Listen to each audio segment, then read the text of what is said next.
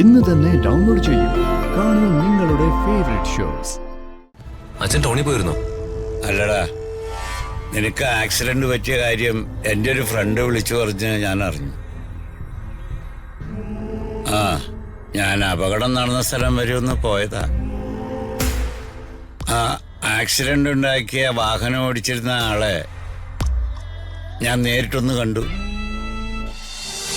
എന്റെ മകളോടൊപ്പം കുറെ നേരം ഇരിക്കണമെന്നും ഞാൻ ഉണ്ടാക്കിയ ഭക്ഷണം അവൾക്ക് കൊടുക്കണമെന്നും ആഗ്രഹിച്ചു. പക്ഷെ അതൊന്നും നടന്നില്ല. ഇനി ഈ ജന്മത്ത് അതൊന്നും നടക്കുമെന്ന് എനിക്ക് വിശ്വാസമില്ല. അമ്മ ഇങ്ങനെ വിഷമിക്കല്ലേ.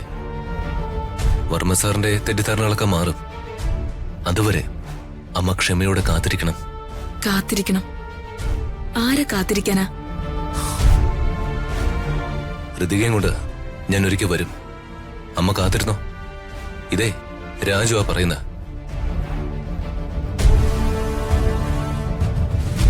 മഹാപാപം. ഈ അമ്മയെ ഇങ്ങനെ ഇട്ട് കരയിപ്പിക്കുന്നവരെ ദൈവം വെറുതെ വിടില്ല. എന്തായാലും ഈ കാര്യം അച്ഛനോടൊന്ന് പറയണം. പരിഹരിക്കാനുള്ള എന്തെങ്കിലും ഒരു വഴി അച്ഛൻ പറഞ്ഞു തന്നാലോ. അമ്മേ, ഞാനിന്ന് ഇറങ്ങട്ടെ.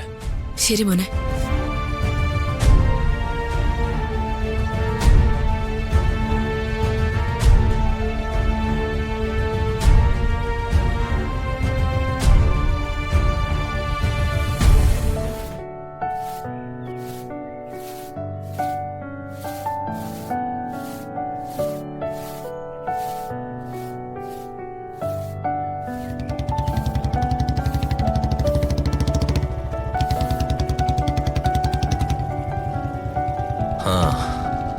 പ്രിയ ചേച്ചി കൂടെ ഇല്ലാത്തോണ്ട് എല്ലാ പണിയും അമ്മ ഒറ്റയ്ക്ക് ചെയ്യണമല്ലേ?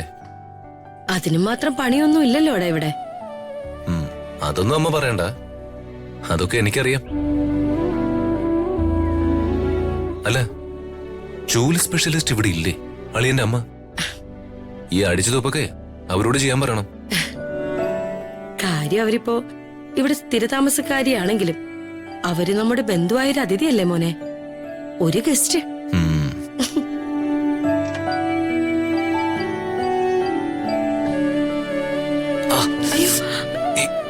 എന്തു പറ്റി മോനെ? ഒന്നുമില്ലമ്മേ, ചെറിയൊരു ആക്സിഡന്റ്. അയ്യോ, ആക്സിഡന്റോ?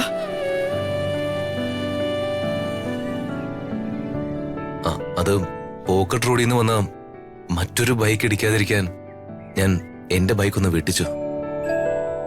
അങ്ങനെ വീണതാ. ആക്സിഡന്റ്. അയ്യോ, എന്നിട്ട് നീ ഹോസ്പിറ്റലിൽ പോയില്ലേ? ഡോക്ടർ എന്ത് പറഞ്ഞു? ഒന്നുമില്ലമ്മേ, വേറെ കുഴപ്പമൊന്നുമില്ല. പിന്നെ ചെറിയൊരു ബോഡി പെയിൻ ഉണ്ട്. അതിന് ഡോക്ടർ പെയിൻ കില്ലർ തന്നിട്ടുണ്ട്. എന്നാലും സൂക്ഷിച്ചൊക്കെ വണ്ടി ഓടിക്കണമെന്ന് അമ്മ എപ്പോഴും പറയാറുള്ള അല്ലേ? വാഹനങ്ങൾ ഓടിക്കുമ്പോ അങ്ങനെയൊക്കെയാണമ്മേ. ചെറിയ പരിക്കുകളൊക്കെ പറ്റിയെന്ന് വരും. അതൊന്നും സാരമില്ല. അച്ഛനോടെ പോയമ്മേ? അച്ഛനെന്തോ കാര്യത്തിന് വേണ്ടി പുറത്തു പോയിരിക്കുക. പോയിട്ട് കുറച്ചു നേരമായി.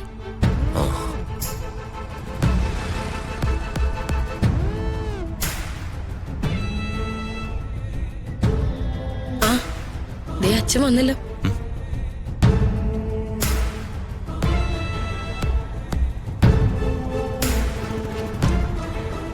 അച്ഛൻ ടൗണിൽ പോയിരുന്നോ? അല്ലടാ, നിനക്ക് ആക്സിഡന്റ് പറ്റിയ കാര്യം എൻ്റെ ഒരു ഫ്രണ്ട് വിളിച്ചു പറഞ്ഞ് ഞാൻ അറിഞ്ഞു. ഞാൻ അപകടം നടന്ന സ്ഥലം വരെ ഒന്ന് പോയതാ. ആക്സിഡന്റ് ഉണ്ടാക്കിയ വാഹനം ഓടിച്ചിരുന്ന ആളെ ഞാൻ നേരിട്ടൊന്ന് കണ്ടു. അവർക്ക് ചെറിയൊരു കോമ്പൻസേഷൻ കൊടുക്കണമെന്ന് എനിക്ക് തോന്നി. നീ കൊടുത്തു എന്ന് ഞാൻ അറിഞ്ഞു. പോരാത്തത് ഞാനും കൊടുത്തിട്ടുണ്ട്.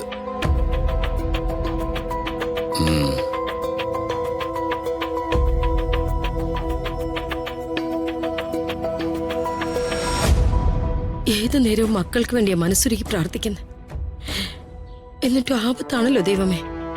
ഇതൊന്നും സാരമുള്ളതല്ലമ്മേ. അമ്മ വിഷമിക്കാതെ. നിനക്ക് അങ്ങനെയൊക്കെ പറയാം. പക്ഷെ കാക്കിക്ക് പരുന്നിന് കൊടുക്കാതെ വളർത്തിക്കൊണ്ടുവന്ന ഒരു പെറ്റമ്മയ്ക്ക് അങ്ങനെ ചിന്തിക്കാൻ പറ്റില്ലടാ. ഇതാ എന്റെ അച്ഛനും അമ്മയും. ഒരാളുടെ സ്നേഹം മനസ്സിനകത്ത്, മറ്റൊരാളുടെ സ്നേഹം മനസ്സിലും മുഖത്തും.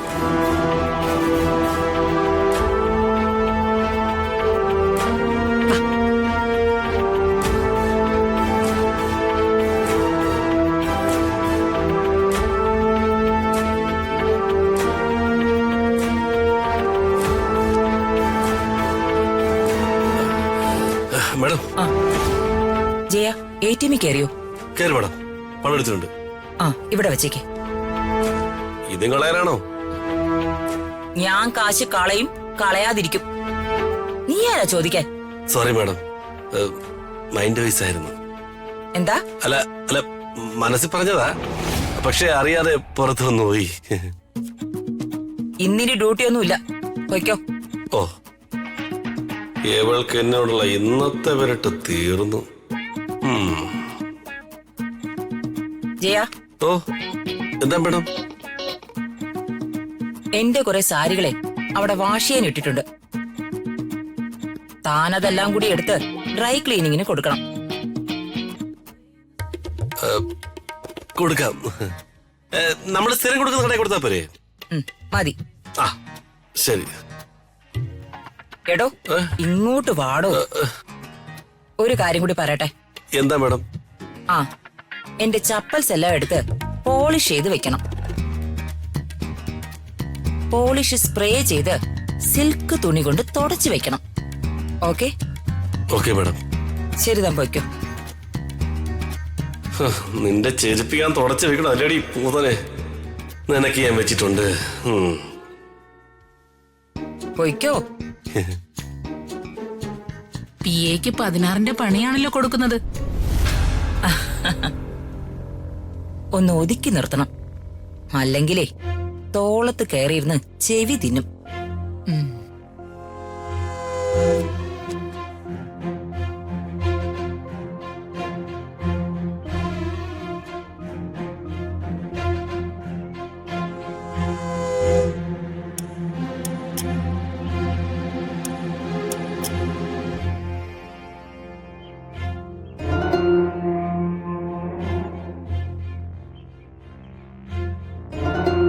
എന്താടാ, ടെൻഷൻ ഒഴിഞ്ഞ നേരം ഇല്ലല്ലേ? പുതിയ വള്ളി വല്ലതും വന്ന് പഴി ചുറ്റിയോ? അതല്ല സർ, ഞാൻ ഋതിക മാഡത്തിന്റെ അമ്മയുടെ കാര്യം ആലോചിക്കുക. സ്വന്തം മോളെ കാണാൻ ഒരമ്മയ്ക്ക് അവകാശമില്ലേ? പെറ്റ അമ്മയെ കാണാൻ മകൾക്ക് അച്ഛന്റെ അനുവാദം വേണോ?